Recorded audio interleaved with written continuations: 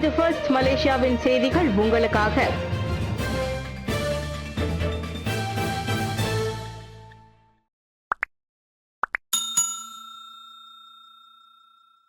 மலாய்க்காரர் மற்றும் பூமிபுத்ரா அடையாளத்தை பயன்படுத்தி சொத்து குவிப்பார் பிரதமர் அன்வார் கடும் எச்சரிக்கை. மலாய்க்காரர் மற்றும் பூமிபுத்ரா அடையாளத்தை சுயநலத்துக்காக பயன்படுத்தி சொத்துக்களை குவிப்போருக்கு பிரதமர் கடும் எச்சரிக்கை விடுத்துள்ளார். அவர்களின் பொறுப்பற்ற செயலாலும் பேராசையாலும் பூமிபுத்ரா சமூகத்தை உயர்த்தும் முயற்சிகளுக்காக ஒதுக்கப்பட்ட நிதி கணிசமாக சுரண்டப்பட்டுள்ளது. நீங்களும் உங்கள் குடும்பமும் செல்வத்தில் குழைக்கவா மக்கள் உங்களை தேர்ந்தெடுக்கிறார்கள்? உங்களிடத்தில் அவர்கள் வைத்துள்ள நம்பிக்கையை தவறாக உபயோகிக்காதீர் என டத்தோஸ்ரீ அன்வார் இப்ராஹிம் நினைவுறுத்தினர். தவறான மற்றும் மோசமான நிர்வாகத்தால் இந்நிலை உருவாகியுள்ளது. ஆனால் அவர்களை விடமாட்டோம், சிக்கினால் நடவடிக்கை நிச்சயம் என மார நிறுவனத்தின் 59வது நிறைவாண்டு கொண்டாட்டத்தில் பேசிய போது பிரதமர் கூறினார். இஸ்லாம் இந்து மதங்களை இழிவுபடுத்திய சம்பவங்களுக்கு விதிக்கப்பட்ட அபராதங்களுக்கு ஃபாமியை குறை கூறுவதா? முன்னாள் ஆசிரியருக்கு கண்டனம். தொடர்புத்துறை அமைச்சர் டத்தோஸ்ரீ ஃபாமி ஃபட்ஸனுக்கு எதிராக முன்னாள் ஆசிரியர் ஒருவர் பேஸ்புக்கில் சர்ச்சைக்குரிய கருத்தை பதிவேற்றி இருப்பது வைரலாகியுள்ளது. இஸ்லாம் இந்து மதங்கள் இழிவுபடுத்தப்பட்ட அண்மைய சம்பவங்களில் விதிக்கப்பட்ட அபராத தொகையை ஒப்பீடு செய்து ஃபாமியை அவ்வாசிரியர் கடுமையாக விமர்சித்தார்.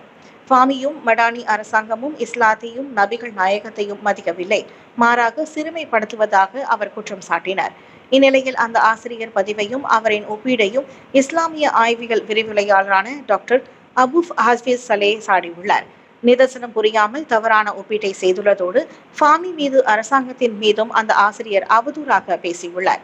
இது நிபந்தனைக்குரியது என டாக்டர் அபு ஹாஃபிஸ் சுட்டிக்காட்டினார். 14 அம்னோ எம்பிக்கள் அரசாங்கத்திற்கான ஆதரவை மீட்டுக் கொள்கிறார்களா? உச்சமன்ற உறுப்பினர் மறுப்பு. அம்னோவை சேர்ந்த 14 நாடாளுமன்ற உறுப்பினர்கள் ஒற்றுமை அரசாங்கத்துக்கான ஆதரவை மீட்டுக் கொள்ளப் போவதாக கூறப்படுவதை அதன் உச்சமன்ற உறுப்பினர் ஒருவர் மறுத்துள்ளார். அது அம்னோவை சீண்டி பார்க்கும் நோக்கிலான ஒரு வதந்தியே என நெகிரி செம்பிலான் அம்னோ தலைவரும் ஜெலப்பு நாடாளுமன்ற உறுப்பினருமான டத்தோஸ்ரீ ஜலாலுடீன் அலிகாஸ் கூறினார்.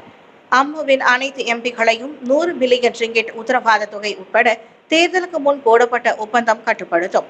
அது தவிர அரசியல் கூட்டணி மற்றும் பிரதமருக்கான ஆதரவு உள்ளிட்ட விவகாரங்களில் கட்சி எடுக்கும் முடிவுகளை எம்பிக்கள் மீறுவதை தடுக்கும் வகையில் 2023ஆம் ஆண்டே கட்சி விதிகள் திருத்தப்பட்டுவிட்டன.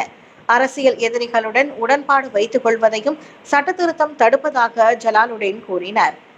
அம்னோ நாடாளுமன்ற உறுப்பினர்களின் கட்சி தாவல் குறித்து நீண்ட காலமாகவே வதந்திகள் நீடிப்பதால் அதனை பொருட்படுத்த வேண்டாம் என்றார் அவர். மித்ராவின் IPT 4.0 உதவி 8791 உயர்கல்வி கூட மாணவர்களுக்கு நிதி அங்கீகரிக்கப்பட்டுள்ளது. கடந்த ஆண்டு மலேசிய இந்தியர் உருமாற்ற பிரிவான மித்ராவின் IPT 4.0 உதவி நிதிக்கு விண்ணப்பித்தவர்களில் 8791 பேருக்கு நிதி அங்கீகரிக்கப்பட்டுள்ளது. உள்நாட்டு உயர்கல்வி கூடகங்களுக்கு நுழையும் B40 இந்திய மாணவர்களுக்கான அச்சிறப்பு நிதிக்கு மொத்தம் 25 மில்லியன் ரிங்கிட் ஒதுக்கப்பட்டிருந்தது. இந்நிலையில் பொது மற்றும் தனியார் பல்கலைக்கழகங்களை சேர்ந்த 12,626 மாணவர்கள் அதுக்கு விண்ணப்பித்திருந்தனர். ஆனால் நிபந்தனைகளை பூர்த்தி செய்யாத காரணத்தால் 3,835 விண்ணப்பங்கள் நிராகரிக்கப்பட்டன. ஆக விண்ணப்பம் ஏற்றுக்கொள்ளப்பட்ட எஞ்சிய 8791 பேருக்கு ஒன் ஆஃப் முறையில், அதாவது ஒரு முறை மட்டும் வழங்கப்படும் இவ்வுதவி நிதி BSN வங்கி வாயிலாக கட்டம் கட்டமாக சேர்ப்பிக்கப்படும். தங்களின் விண்ணப்பம் ஏற்றுக்கொள்ளப்பட்டதா இல்லையா என்பதை மாணவர்கள் மித்ரா இணைய அகப்பக்கத்தில் இப்போதே சரிபார்க்கலாம்.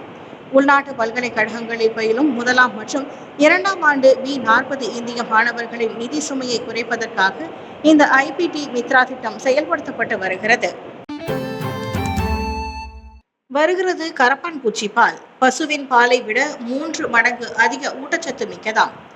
அணுகுண்டை போட்டாலும் கரப்பாம்பூச்சிகளால் தப்பிக்க முடியும் என சொல்லி கேள்விப்பட்டிருப்போம். ஆனால் அதைவிட அதிசயமான கரப்பாம்பூச்சியின் பால் எதிர்காலத்தில் நமக்கான ஊட்டச்சத்து பாலாக விளங்கலாம் என்றால் உங்களால் நம்ப முடிகிறதா?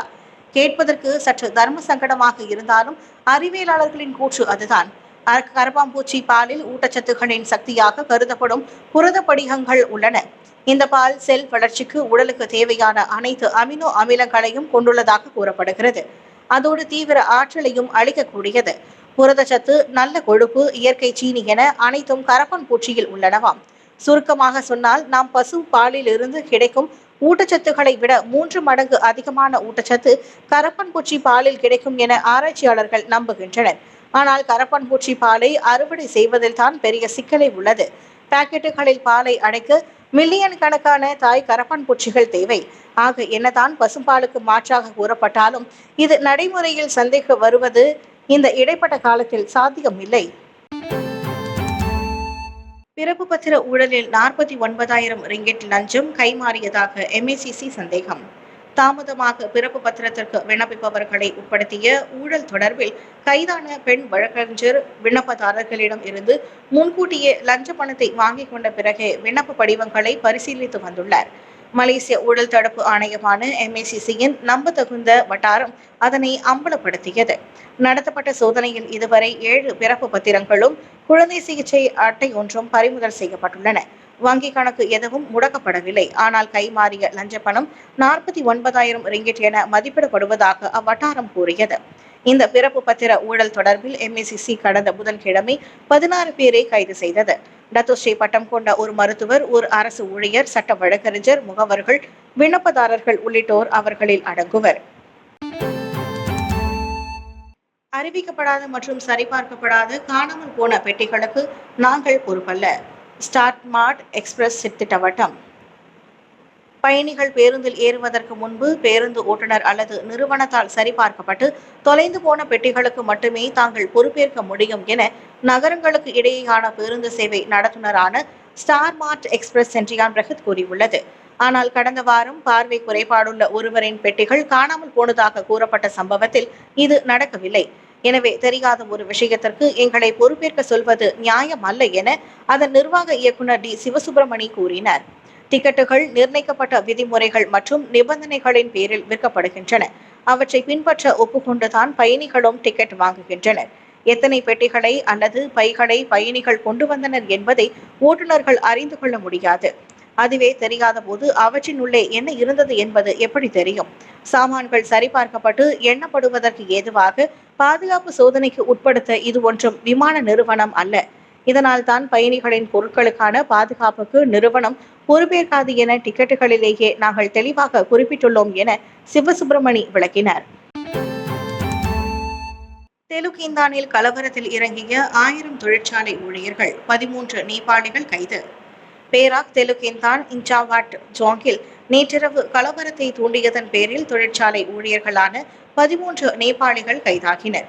ஜாலான் இச்சங்காட் சோங் பத்து ஜப்பானில் இரவு 9:45 மணிக்கு ஏற்பட்ட சாலை விபத்தில் சக நாட்டவர் ஒருவர் கொல்லப்பட்டதே அச்சம்பவத்துக்கு காரணமாகும். இதனால் சினமடைந்த அப்பகுதியை சேர்ந்த 1000 தொழிற்சாலை ஊழியர்கள் அங்கு ஒன்று கூடி போக்குவரத்தை மறைத்து கொண்டனர். தகவல் கிடைத்து தெலுக்கிந்தான் போலீஸ் குழு சம்பவம் இடம் விரைந்து விடியற்காலை 2 மணிக்கு நிலைமையை முழுமையாக கட்டுப்படுத்தியது. தொழிற்சாலை ஊழியர்களும் சமாதானமாகி தங்கும் இடத்திற்கு திரும்பியதாக ஹிலிர் பேராக் போலீஸ் தலைவர் பக்ரி ஜைனல் அபிதின் கூறினார். கைதான 13 பேரும் விசாரணைக்காக 4 நாட்கள் தடுத்து வைக்கப்பட்டுள்ளனர். அதே சமயம் மரண விபத்தை ஏற்படுத்திவிட்டு தப்பியோடிய வாகனம் ஓட்டிக்கும் போலீஸ் வலை வீசி வருகிறது. ஜொகூரில் வாட்ஸ்அப் முதலீட்டு திட்டத்தில் 2.3 மில்லியன் ரிங்கெட் இழந்த முதியவர். கவர்ச்சிகரமான லாபம் கிடைக்கும் என்ற ஆசை வார்த்தைகளால் முதலீட்டு மோசடியில் சிக்கி 2.3 மில்லியன் ரிங்கெட் பெரும் பணத்தை இழந்துள்ளார் ஜொகூரை சேர்ந்த ஒரு முதியவர். 62 வயது அந்நபர் வியாழக்கிழமை அது குறித்து புகார் செய்ததாக ஜொகூர் போலீஸ் தலைவர் டத்தோ எம் குமார் கூறினார். பங்கு சந்தை முதலீடு குறித்து முன்பின் தெரியாத நபரால் வாட்ஸ்அப் வழியாக அவருக்கு தகவல் வந்துள்ளது. பின்னர் ஒரு வாட்ஸ்அப் குழுவில் சேர்க்கப்பட்டு முதலீட்டை நிர்வகிக்கவும் லாபத்தை கண்காணிக்கவும் அவர் இணையதளத்தின் முகவரியும் அவரிடம் கொடுக்கப்பட்டது. 35 மில்லியன் வரை லாபம் பார்க்கலாம் என நம்ப வைக்கப்பட்டதால் கொடுக்கப்பட்ட 4 உள்ளூர் வங்கி கணக்குகளுக்கு 4 தடவையாக அவர் பணத்தை மாற்றியுள்ளார். கடந்த ஆண்டு நவம்பர் 27 முதல் இவ்வாண்டு மார்ச் 4ஆம் தேதி வரை அந்நபர் அப்படி மாற்றிய தொகை 2.336 மில்லியன் ரிங்கிட் ஆகும். அம்மோசடி குற்றவியல் சட்டத்தின் 420வது பிரிவின் கீழ் விசாரிக்கப்படுவதாக கூறிய டத்தோ குமார் முதலீட்டு திட்ட மோசடி குறித்து மேலதிக கவனத்தோடு இருக்குமாறு மக்களை கேட்டுக்கொண்டார். காஜாங்கில் சாலை அடாவடி, 17 வயது மாணவரின் மூக்கை உடைத்த ஆடவன் கைது. ஸ்லாங்கூர் காஜாங் சௌஜானா இம்பியானில் சாலையில் அடாவடி செய்து இடைநிலைப்பள்ளி மாணவரை தாக்கிய ஆடவர் கைது செய்யப்பட்டுள்ளார். வெள்ளிக்கிழமை பிற்பகல் 2:15 மணி வாக்கில் இரு வாகன ஓட்டிகளும் வாக்குவாதம் ஏற்பட்டது. அப்போது காரில் இருந்து இறங்கி வந்த சந்தேக நபர் அந்த 17 வயது மாணவரை சரமாரியாக முகத்தில் குத்தியுள்ளார். இதனால் மூக்கு எலும்பு உடைந்து ரத்தம் கொட்டியது. பின்னர் காஜாங் மருத்துவமனையில் சிகிச்சை பெற்ற அம்மாணவர் அது குறித்து போலீசில் புகார் செய்தார். சம்பவ வீடியோவும் வைரலான நிலையில் சுற்றுலா முகவர் நிறுவனத்தின் ஆலோசகருமான 39 வயது சந்தேக நபர் கைதானதாக காஜாங் போலீஸ் கூறியது. பாதிக்கப்பட்ட மாணவருக்கு வாகனம் ஓட்டும் உரிமம் இல்லாததால் அவரையும் போலீசார் விசாரணைக்கு அழைத்துள்ளனர். ஒரு நிலையான வாழ்க்கை முறைக்கு உடனடியாக மாறுமாறு பினாங்கு பயணீட்டாளர் சங்கம் வலியுறுத்து. சுற்றுச்சூழல் மற்றும் சமூக சவால்களை எதிர்கொள்ள நிலையான வாழ்க்கை முறைக்கு மாறுவதை விரைவுபடுத்துமாறு பினாங்கு பயணீட்டாளர் சங்கமான CAP அரசாங்கம், வணிகங்கள் மற்றும் சமூகத்தை வலியுறுத்தியுள்ளது. இந்த மாற்றமானது யாரும் பின்தங்கி இருக்கக்கூடாது என்பதை உறுதி செய்வதாகும் என CAP தலைவர் மொஹிதீன் அப்துல் காதிர் தெரிவித்தார். கழிவுகளை குறைத்து உள்ளூர் மற்றும் கரிம விளைபொருட்களுக்கு முன்னுரிமை அளிக்கும் நிலையான உணவு முறைக்கு மாறுவதும் அவற்றில் அடங்கும் என்றார் அவர். மலேசியா ஒவ்வொரு நாளும் 7000 டன் உணவு கழிவுகளை வீசுவதாக புள்ளி விவரங்கள் காட்டுகின்றன. அவற்றில் 4080 டன் இன்னும் உண்ணக்கூடியவை என்பது கவலைக்குரிய விஷயமாகும். எரிசக்தியை பொறுத்தவரை நாட்டின் 90 விழுக்காட்டுக்கும் அதிகமான எரிசக்தி ஆதாரங்கள் இன்னும் புதைப்படிவ எரிபொருட்களை நம்பியுள்ளன. இதனால் பயணீட்டாளர்களுக்கு அதிக செலவுகள் மற்றும் சுற்றுச்சூழலுக்கு பாதகமான விளைவுகள் ஏற்படுகின்றன. இன்று மார்ச் 15ஆம் தேதி உலக பயணீட்டாளர் தினம் அனுசரிக்கப்படுவதை ஒட்டி வெளியிட்ட அறிக்கையில் மொஹிதீன் அதனை தெரிவித்தார்.